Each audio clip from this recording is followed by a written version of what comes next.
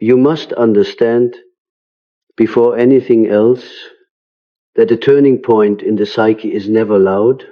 It arrives the way dawn breaks over a sleeping valley, quiet, steady, yet inevitable in its transformation, and for the empath, whose inner landscape is woven from sensitivities that most people do not even possess the organs to perceive, this turning point is not merely a shift in emotional weather.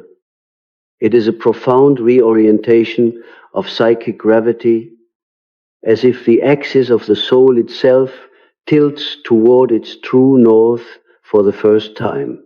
What you are entering, therefore, is not change in the superficial sense of doing something new or walking away from an old story.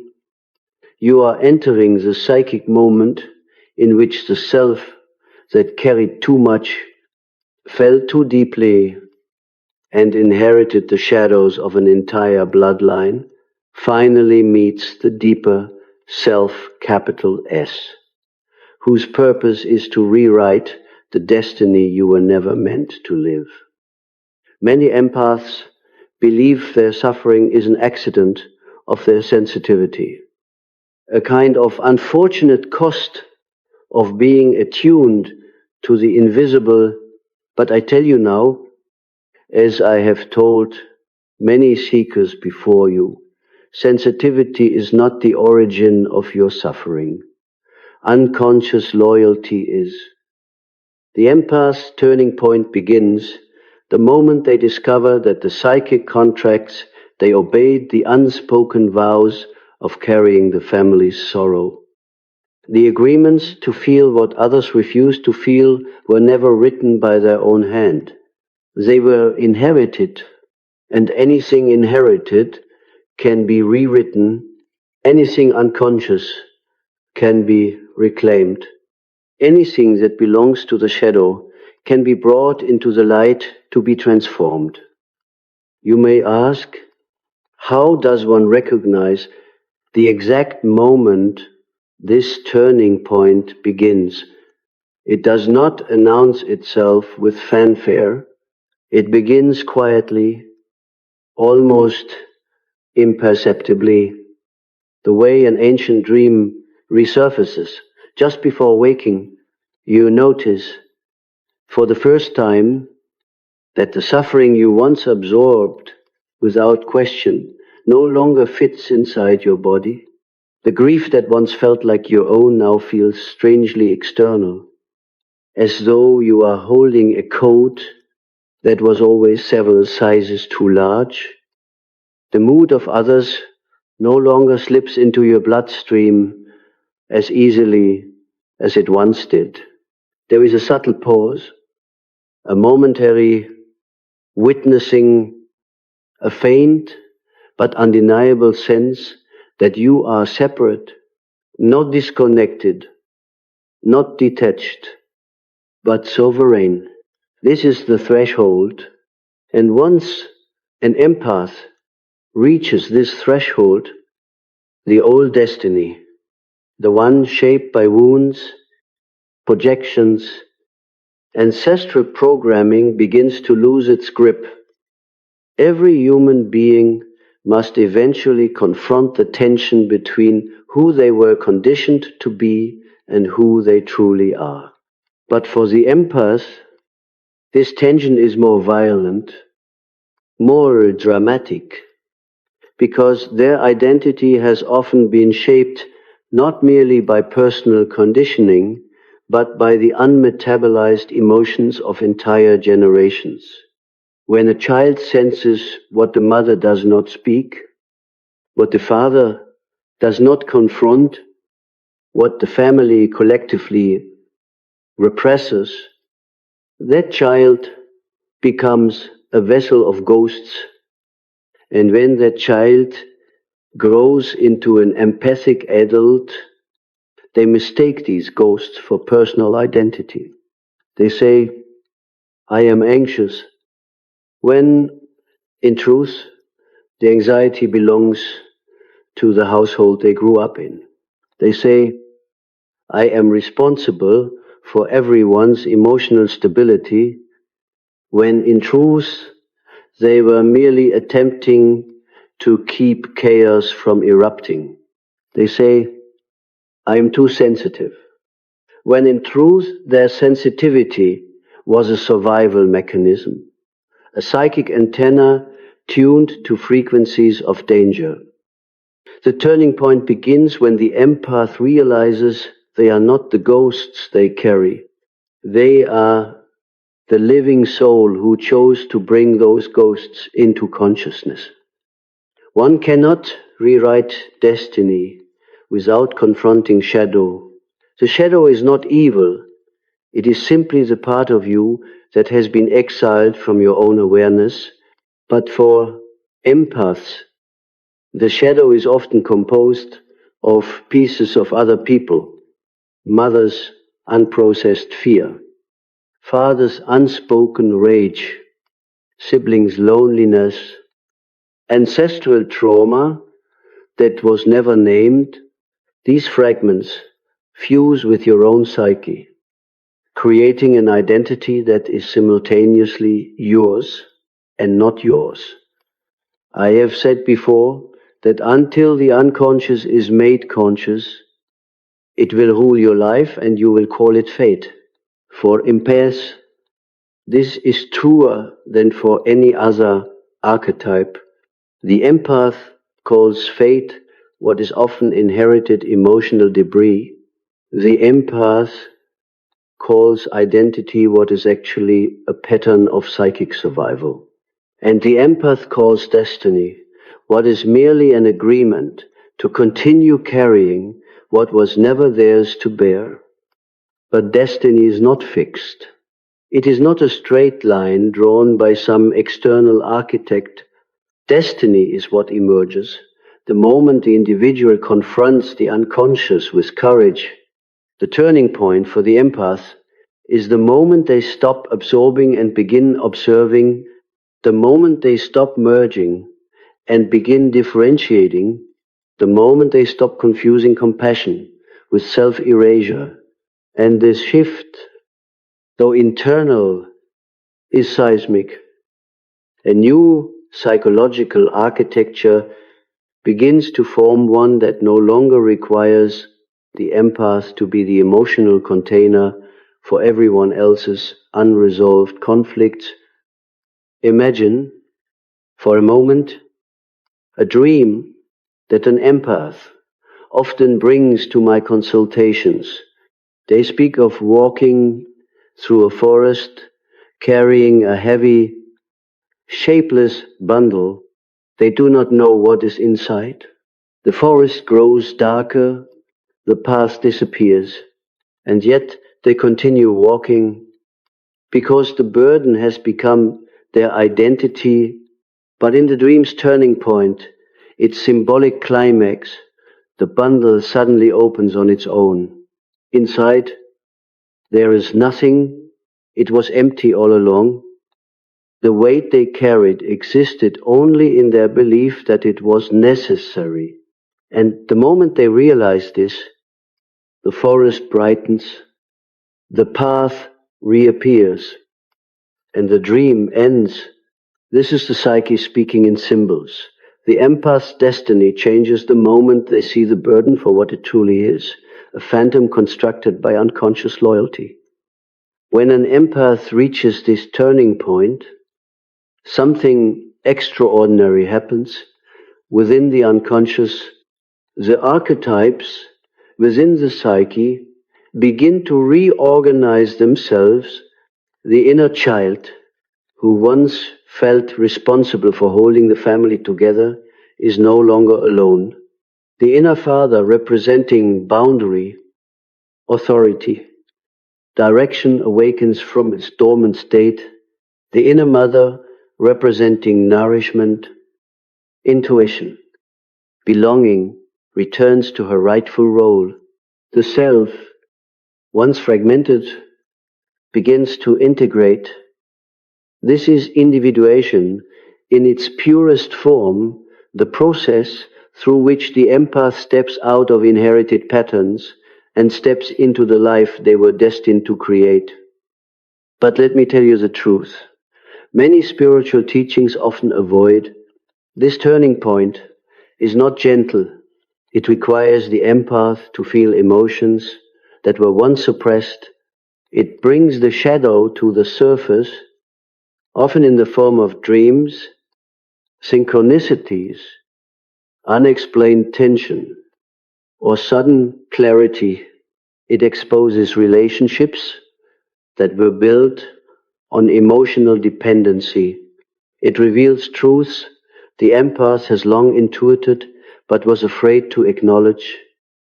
And yet, the moment the empath allows this process to unfold, the psyche rewards them with strength that cannot be taken by anyone, because it is rooted in the self, not in survival. There is a reason why this turning point feels like destiny being rewritten. In a sense, it is when the empath stops repeating old emotional scripts, the future rearranges itself. What once seemed inevitable becomes malleable. What once felt predetermined dissolves.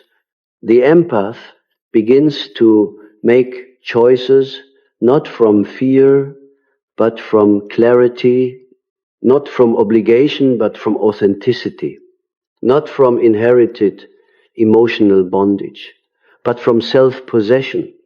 And the world responds. New opportunities appear, old cycles collapse, relationships shift. The empath meets versions of themselves they never realized existed stronger, calmer, wiser, more decisive, more aligned with the truth of their nature. I want you to understand something fundamental. The turning point is not an event. It is a state of consciousness. It is the moment your inner observer awakens and refuses to drown in other people's emotional oceans. It is the moment you become aware of your boundaries, not as walls, but as luminous borders that protect your energy. It is the moment you realize that compassion does not require sacrifice, that empathy does not require self-betrayal, and that love does not require absorption. This shift in consciousness is what rewrites destiny, because destiny is a psychological phenomenon long before it becomes an external reality. And yet, the empath often hesitates. They fear that separating from the emotional burdens of others is an act of abandonment. They worry that individuation will make them cold or selfish, but the truth is precisely the opposite. When the empath carries what is not theirs, they cannot offer compassion from a place of fullness. They give from depletion, not abundance. They support others by sacrificing themselves. But when the empath releases these inherited burdens, their empathy becomes clean, no longer entangled with guilt, obligation, or fear. They love from depth, not compulsion. Their presence becomes healing, not because they absorb others' pain, but because they stand rooted in their own wholeness. This is why I say this turning point rewrites destiny. The empath who no longer carries inherited pain becomes a force of consciousness, not a vessel of unconscious repetition. They become a creator rather than a container. They become the author of their destiny rather than the character trapped in someone else's story. And so, as you step into this moment, you must ask yourself a question that only the self can answer. What part of your destiny was written by someone else's wound, And are you willing to let that chapter end? Because the turning point has already begun as we continue deeper into this exploration. I want you to feel the subtle shift that begins to emerge when an empath finally sees the architecture of their inner world with clarity. For most of your life, you have been shaped by energies that did not originate within you.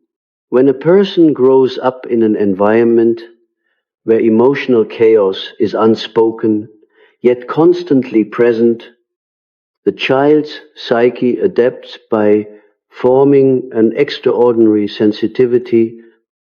This sensitivity is not a weakness, it is a highly sophisticated form of intuition developed for survival. But while it protects the child, it burdens the adult, and this burden becomes the veil through which destiny is misread. The empath believes they are fated to feel too much, to suffer deeply, to give endlessly, but the turning point reveals an astonishing truth. Your sensitivity was never meant to imprison you.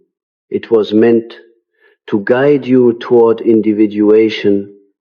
You must understand that the psyche speaks in symbols long before it speaks in language. The dreams you had throughout your childhood were not random. They were maps, the recurring visions of running, of searching, of being followed by invisible presences. These were the unconscious, attempting to communicate that you were carrying emotions not your own. The empath frequently dreams of water rising tides, overflowing rivers, submerged rooms, because water symbolizes emotion. The rising tide is the psyche's way of saying, this is too much. This does not belong to you. And yet, because the empath's heart is trained to protect rather than question, you accepted this rising tide as your personal fate. But something changes in the turning point. The dream shifts. Instead of drowning, you begin to float. Instead of resisting the river, you begin to follow its natural flow. This symbolizes the moment the psyche stops fighting the burden and begins to release it. Many empaths describe a dream during this phase in which they finally reach the shore after years of being lost at sea. The beach is empty, silent, and strangely peaceful. This is not accidental. It is a psychic message. When the empath stops carrying the emotional weight of others, the unconscious rewards them with inner stillness. It is in this stillness that destiny begins to rewrite itself. For the first time, the empath hears their own inner voice without interference. This voice is not dramatic. It is not loud. It is subtle and steady. Like a whisper rising from the soul's depths, it says, this is who you are. And in that moment, the empath realizes that their true identity was never fragile. It was merely buried beneath guilt, beneath emotional responsibility, beneath ancestral loyalty. This is why the turning point feels like both a collapse and a rebirth.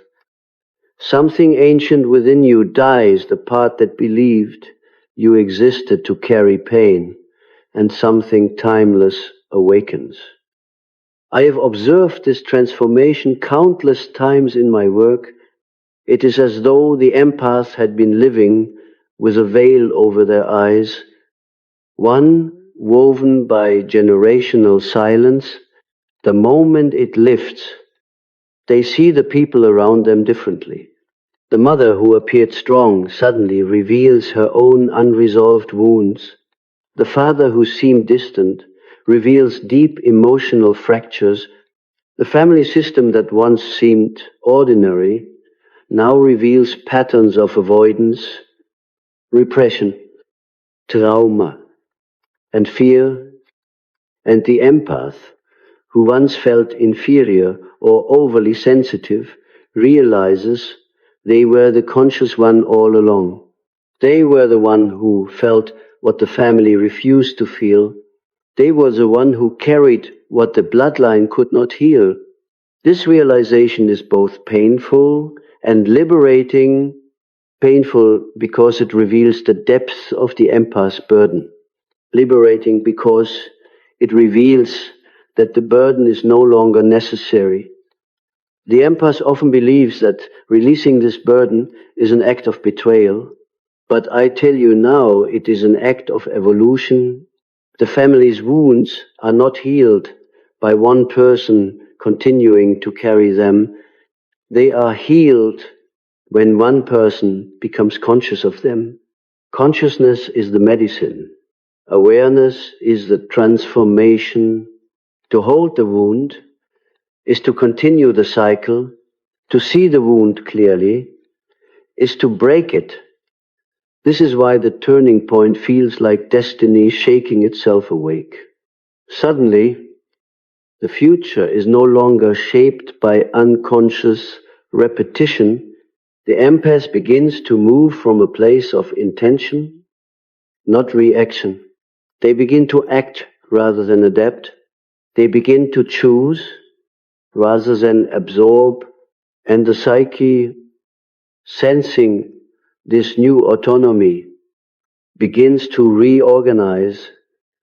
Let me explain this inner reorganization through the lens of archetypes. Every psyche contains universal patterns, archetypes that guide human behavior. For the empath, the most dominant archetype early in life is the wounded healer. This archetype carries a profound gift, but also a profound burden. It compels the individual to heal others, often before healing themselves. But at the turning point, another archetype awakens the self. The self is the central organizing force of the psyche, the archetype of wholeness.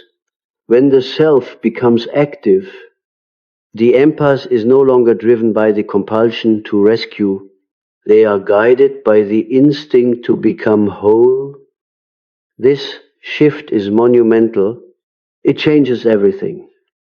Relationships transform because the empath is no longer attracted to people who drain them. The psyche no longer echoes the unresolved wounds of childhood. Instead, it seeks partners, friends, and environments that resonate with the emerging self. The empath stops tolerating emotional chaos. They stop excusing harmful behavior.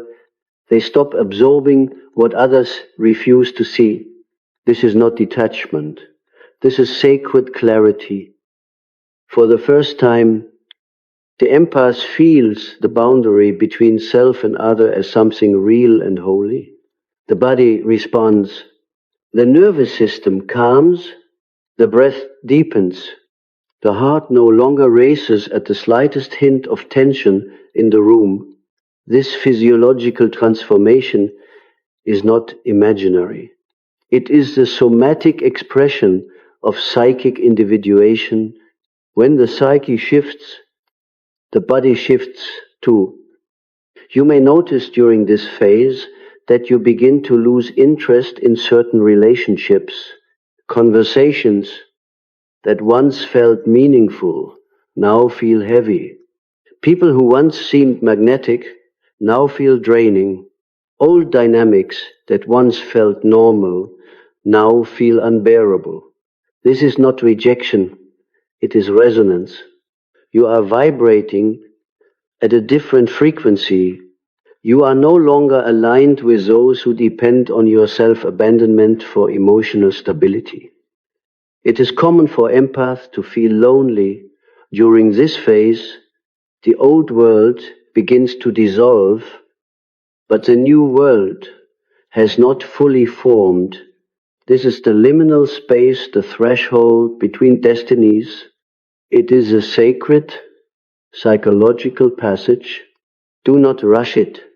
The psyche needs time to rebuild itself around the self rather than around the wounds of others. You may feel a sense of emptiness, but this emptiness is fertile. It is the psychic soil from which your true destiny will grow. In this emptiness, the empath begins to rediscover their inner symbols. You may suddenly remember a dream from decades ago. You may feel drawn to certain images, wolves, fire, mountains, open doorways. These symbols are not random, they are messages from the unconscious. The wolf may represent the instinct you once suppressed. Fire may represent purification. A mountain may symbolize self-mastery. An open doorway may symbolize the initiation. The unconscious uses these symbols to guide you through the turning point, because symbols bypass the defenses of the rational mind. They speak directly to the soul. One empath once told me of a dream in which they were climbing a massive staircase carved from obsidian. Each step felt heavy, as though pulling them downward. But at the top of the staircase was a glowing doorway. When they finally reached it, they realized the weight pulling them down was not their own. The dream ended with them stepping through the doorway into a vast, silent space of light. When they described this dream, I told them this is the turning point. The staircase is the ancestral burden. The doorway is individuation, and the light is the self.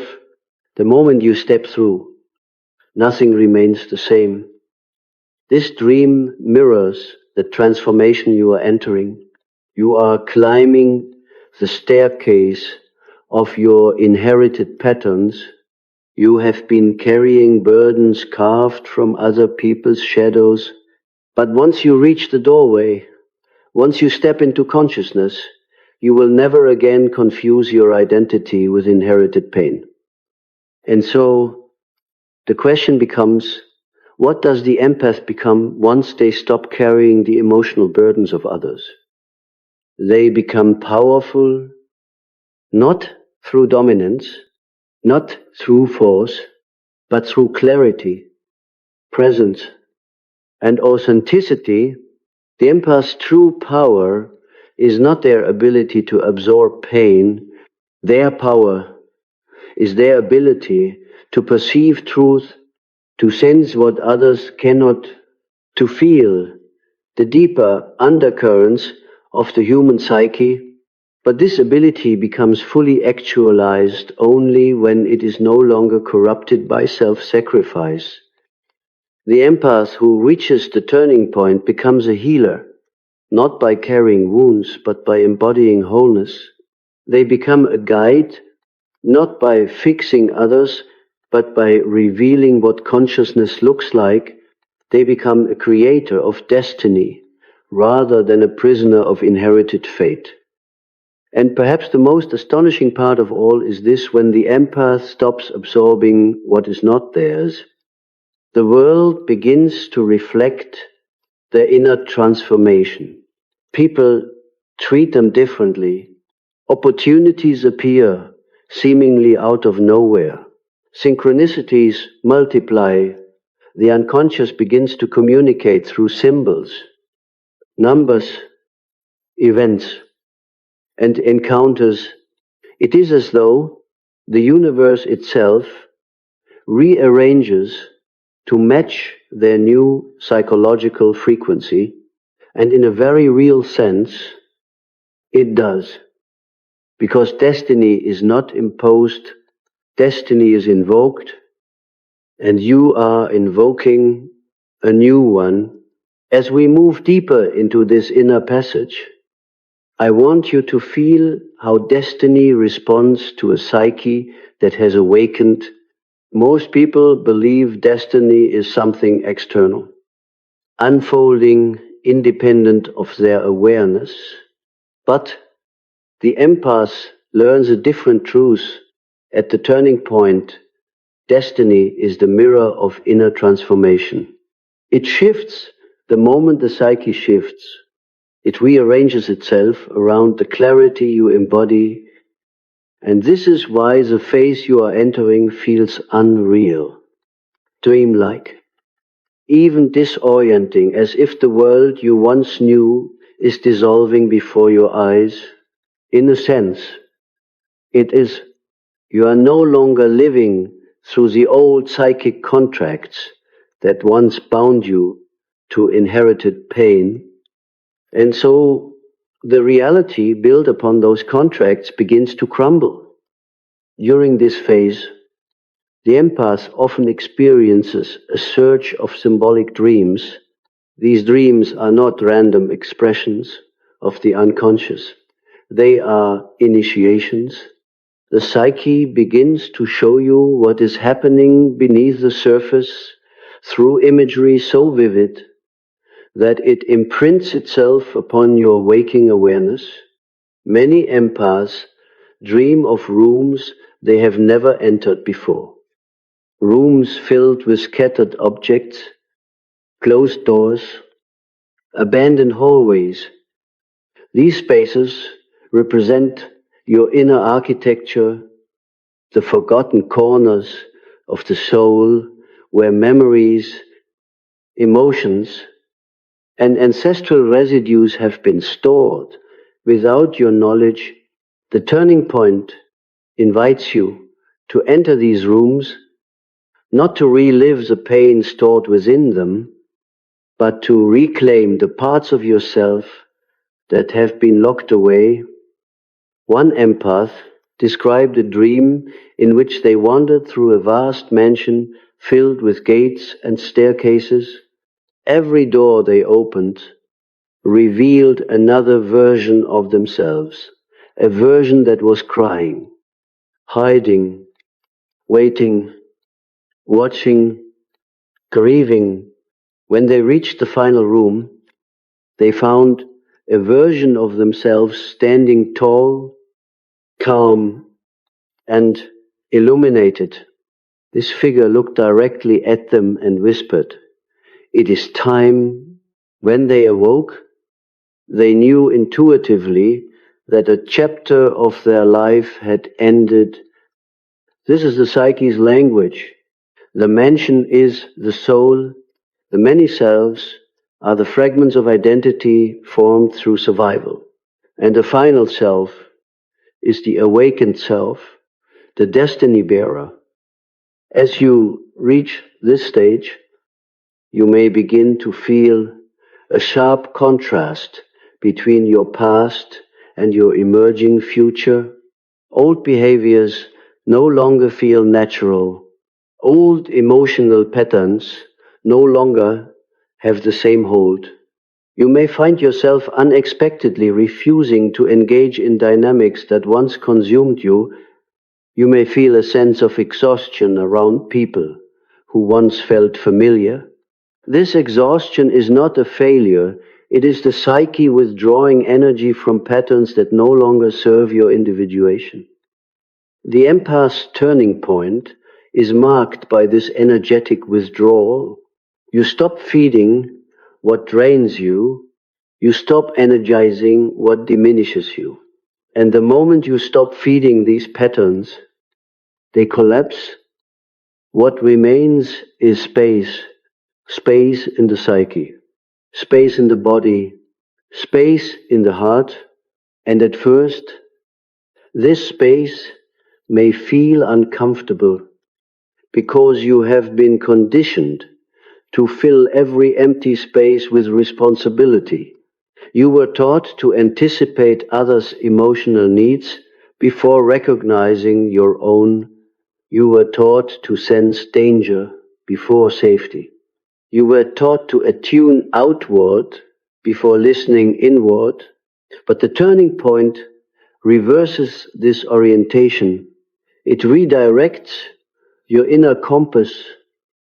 The energy that once flowed outward toward others begins to flow inward toward yourself. This inward flow is not selfishness. It is self-remembering. In this quiet inward return, something ancient awakens. The empath reconnects with a deep instinct. They once suppressed the instinct to know themselves directly without distortion. And when this instinct awakens, it becomes impossible to pretend. You cannot pretend you are fine when you are not. You cannot pretend a relationship is healthy when it is draining your soul. You cannot pretend your role is to be the emotional container for those who refuse to confront themselves. At the turning point, truth becomes intolerable to ignore, and truth, when faced fully, becomes the force that rewrites destiny. Some empaths describe this phase as a kind of inner earthquake. But I tell you, it is not destruction. It is reorganization. The psyche is rearranging itself around your emerging self. You are shedding illusions that once kept you small. You are releasing projections that once shaped your identity. You are dismantling emotional contracts that once forced you to carry pain that was never yours. And beneath these dissolving layers, you discover a foundation that is both ancient and entirely new. It is the foundation of who you were before the world taught you to abandon yourself. I would like to bring your attention now to the archetype that quietly emerges at this stage, the inner warrior. This warrior is not violent, it is not aggressive, it does not fight for domination. The empath's inner warrior protects the truth of the self. It creates boundaries from a place of inner authority, not fear. It speaks with clarity instead of silence. It stands in presence rather than collapsing inward. And when the inner warrior awakens, the empath no longer feels intimidated by the emotions of others. They no longer absorb these emotions unconsciously because the warrior stands guard at the threshold of the psyche. This awakening changes the empath's relationship with conflict. Instead of avoiding tension, they allow it to reveal truth. Instead of surrendering their energy, they channel it. Instead of shrinking, they expand. And this expansion creates a striking internal sensation. The sensation of growing into yourself for the very first time. Many empaths describe this as feeling too large for their old life, not arrogant, not inflated, but finally aligned with their actual size. They realize they were living inside a psychological cage constructed by expectations and survival mechanisms, and suddenly they can feel the size of the world that exists beyond it. This realization is often accompanied by another symbolic dream, the dream of breaking free. The empath may dream of walking through a field and discovering that the fence surrounding them was never locked. They may dream of being in a room and watching the walls dissolve. They may dream of a bird escaping a cage. These dreams are not metaphors. They are psychic communications. The unconscious is telling you that the limitations you lived inside were never natural, They were inherited. They were woven from the emotional atmosphere of your early environment. And the moment you recognize this, the cage dissolves. This dissolving of the cage is not merely symbolic, it has practical consequences. Your relationships change, your choices shift, your preferences become sharper, your intuition becomes louder. The people who once controlled the emotional atmosphere of your life lose their influence. You stop apologizing for your sensitivity. You stop shrinking to make others comfortable. You stop defining yourself by how well you can endure pain. And the moment you stop defining yourself by pain, you begin defining yourself by truth. Truth becomes your new compass. But truth, in its raw form, is not always comfortable for the empath. You have spent years, decades, perhaps, avoiding truths that threatened the emotional equilibrium of your environment. You learn to soften, to reinterpret, to empathize, to explain, to justify. But at the turning point, the psyche refuses this. It demands honesty. It demands clarity. It demands that you see what is in front of you without distorting it through compassion. Compassion is a virtue, yes, but compassion without boundaries becomes self-erasure. And the empath who enters the turning point can no longer erase themselves. This identity shift creates a strange sensation as though you are watching your old self from a distance. You may feel as though you have stepped outside the role you played unconsciously for years. And in a very real sense, you have the empath's personality before the turning point is often an adaptation, a mask formed to protect the child. But this mask becomes unnecessary once the empath awakens to their true self, and so the mask begins to fall.